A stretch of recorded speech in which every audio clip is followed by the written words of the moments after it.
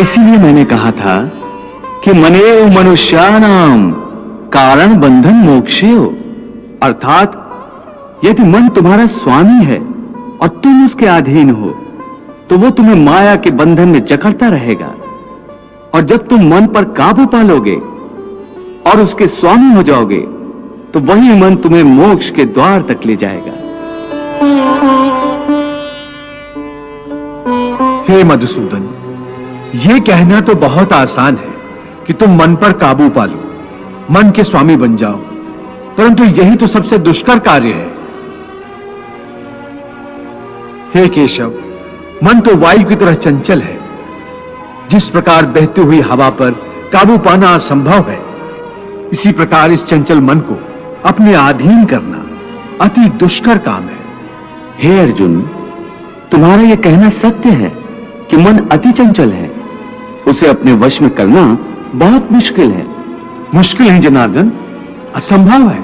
नहीं अर्जुन, मुश्किल अवश्य है परंतु असंभव नहीं है।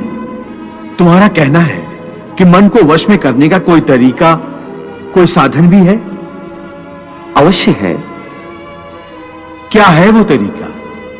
असंशयम महाबाहो मनो दुर्निग्रहम चलम अभ्यासेन तु कौन्ते वैराग्येन च गृह्यते। अर्थात मन को वश में करने के लिए उस पर दो तलवारों से प्रहार करना पड़ता है। एक तलवार अभ्यास की है और दूसरी तलवार है वैराग्य की। अभ्यास और वैराग्य? हां, अभ्यास और वैराग्य। देखो अर्जुन, अभ्यास का अर्थ है निरंतर अभ्यास। मन को एक काम पर लगा दो, वो वहां से भागेगा, उसे पकड़ कर लाओ, वो फिर भागेगा, उसे फिर पकड़ो। ऐसा बार बार करना पड़ेगा। जैसे घोड़े का नवजात शिशु एक क्षण के लिए भी स्थिर नहीं रहता, क्षण क्षण में इधर उधर फुदकता रहता है।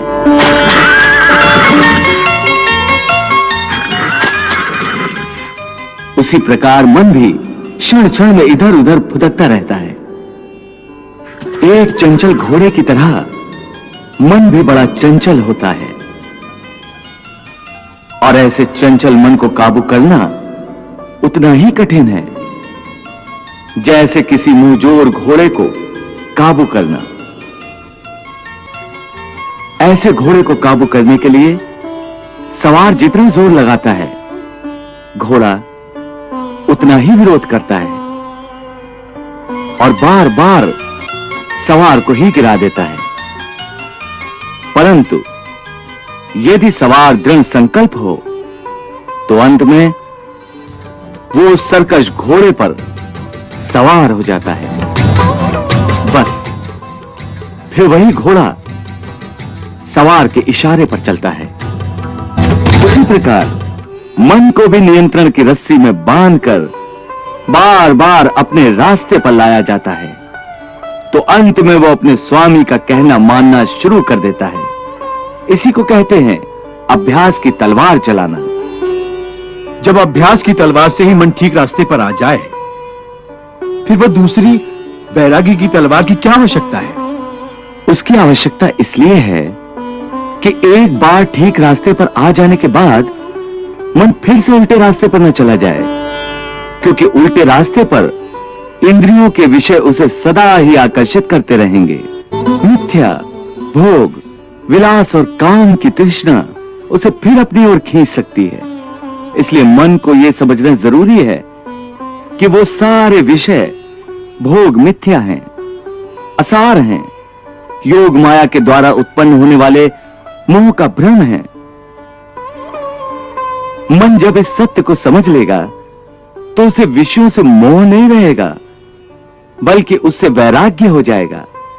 और यही वैराग्य की तलवार का काम है कि वो विषयों के मोह को काट के मन को सन्यासी बना देती है।